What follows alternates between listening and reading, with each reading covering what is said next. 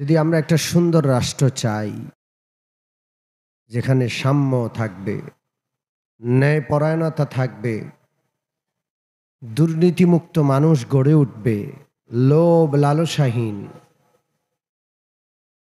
সুন্দর একটি জাতির গঠন হবে,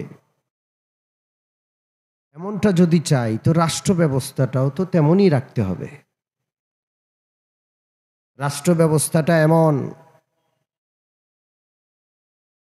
অর্থ ব্যবস্থাটা এমন যেখানে সুদখোর গড়ে ওঠে, যেখানে রক্তচোষা গড়ে ওঠে, দুর্নীতিবাজ গড়ে ওঠে, পেশি শক্তির প্রদর্শনকারী গড়ে ওঠে, খারাপ মানুষ গড়ে ওঠে। তো এই রাষ্ট্রের নাগরিকদের ভালো হবে, নাগরিকরা এটার আশা কিভাবে করা যায়? এই জন্য আমি বলেছি যে ইসলামী রাষ্ট্র ব্যবস্থা যদি থাকতো, প্রতিজন নাগরিক সাধারণ থেকে সাধারণ নাগরিকগুলো অসাধারণ নাগরিকে রূপান্তরিত হতো।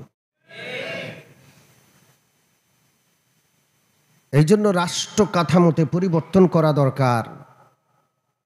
এখন সংস্কার চলছে, পায়খানাকে যতই সংস্কার করা হোক ওইটা নাপাকই থাকবে। সংস্কার কোনো কথা নাই, মুসলমান পরিষ্কার কথায় আসতে হবে। আমরা আমাদের রাষ্ট্র কাঠামোকে আল্লাহর হাবিব সাল্লাল্লাহু আলাইহি ওয়াসাল্লামের মদিনার আদলে গড়তে চাই। কথা ঠিক কি ঠিক না? আঁকা বাঁকা কোনো কথা বলতে চাই না, রাগ ঢাক রেখে কোনো কথা বলতে চাই না। মুহাম্মদুর রাসূলুল্লাহ সাল্লাল্লাহু আলাইহি ওয়াসাল্লাম মদিনার যে রাষ্ট্র ব্যবস্থা রেখে গিয়েছিলেন, সেখান থেকে একটু এদিক না সেদিক না, হুবহু ওই রাষ্ট্র ব্যবস্থা রাখতে চাই।